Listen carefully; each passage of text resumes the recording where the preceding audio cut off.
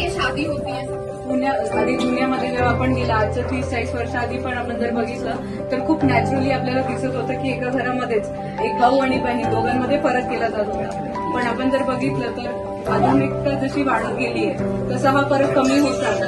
पण तरी पण आता काही ठिकाणी असं जाणवलं जातं की डायरेक्ट इनडायरेक्ट वे मुलींना मागे ठेवलं जातं, दाखवलं एक जातं केलं एक जातं. त्याच्यामुळे महिला सशक्तीकरण हे गरजेचं आहे आणि हे आपल्या आसपासचं जे वातावरण आहे ते बऱ्याच वेळेस आपल्याला निगेटिव्ह थॉट मध्ये पण टाकतं. कारण की आपण खूप अशा गोष्टी निगेटिव्ह पण ऐकतो समाजामध्ये ज्या घडतात आणि ती भीती कुठे ना कुठे प्रत्येकाला असते. मग ती छोटी मुलगी असो, आईची मुलगी असो, का स्वतःची मुलगी असो, पण ह्याच्यासाठी आपल्याला आपल्या स्वतःतली शक्ती जाणून घेणं गरजेचं आहे आणि त्याच्यासाठी आजकाल बरं आणि त्यांना पण पुढे करा.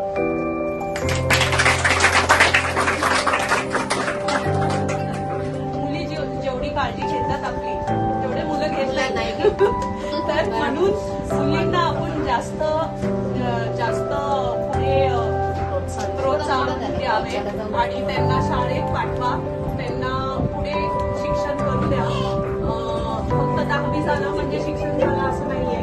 10वीच्या पुढे पण शिक्षण आहे आणि खूप लोक आहेत जे तुम्हाला सपोर्ट करतील.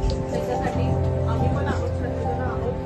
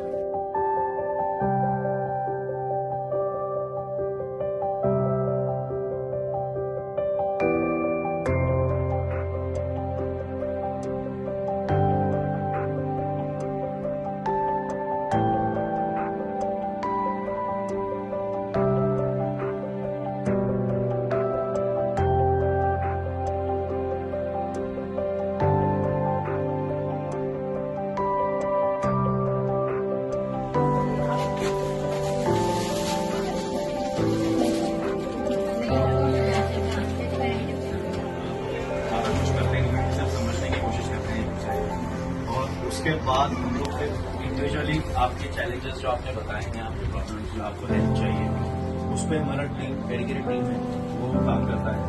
और फिर उसके बाद हम लोग आपके लिए एक एक्शन प्लान बनाते हैं कि आपको क्या करना है, कैसे करना है, उसकी ट्रेनिंग होगी, कैसे होगा, क्या होगा. तो आपके जो भी चीजें हैं वो हमें बताइए.